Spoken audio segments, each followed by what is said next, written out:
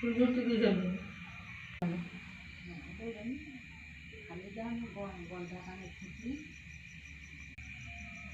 दाव कथा पूरे पानी में कथा पहला में भी जाव कथा दे देंगे